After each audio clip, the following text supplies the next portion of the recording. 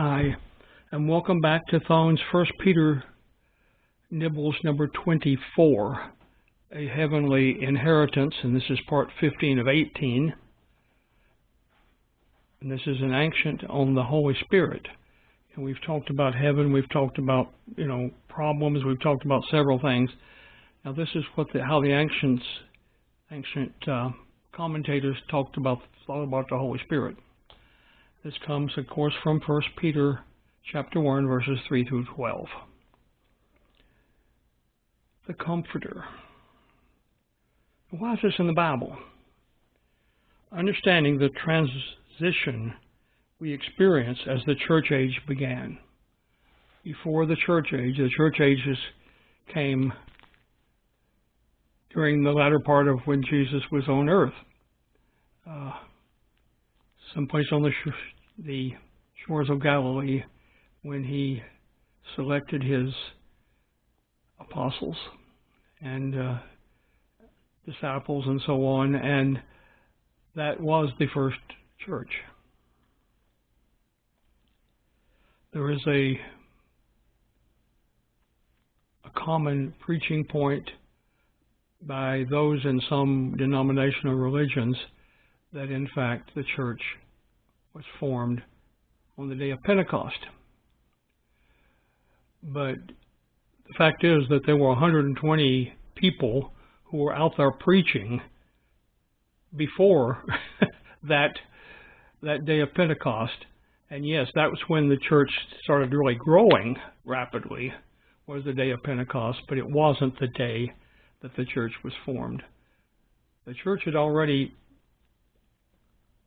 done several churchy acts long before that. Okay.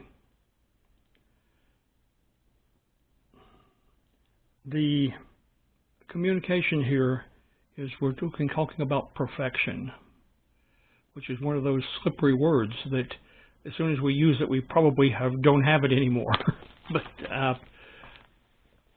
the application to me, and it's a quote from Clement of Alexandria talking about verse 12, and he looks at the role of the Holy Spirit. These things were announced by the Holy Spirit, who is the Comforter, of which Jesus said that unless he himself went away, the Comforter would not come. The angels who want to glimpse these things are now not the ones who fell, despite what many people think.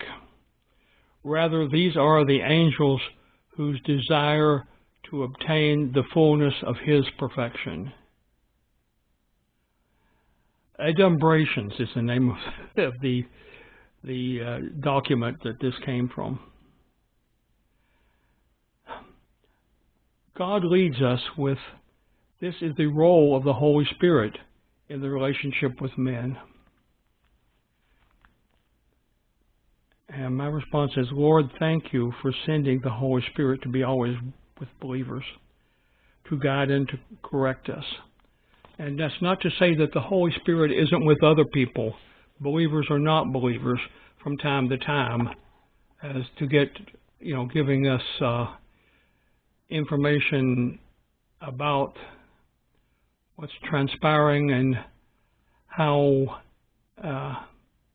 it affects various situations.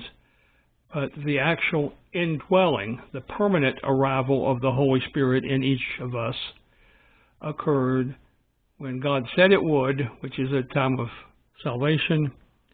And there has been some indwelling over the years. That was one of the main ways that the prophets got their information and so on. But the Holy Spirit indwelling, the dwelling here that they're talking about, is the salvation dwelling that makes the Holy Spirit a permanent part of our understanding, our heart and our soul. So we'll talk to you next time.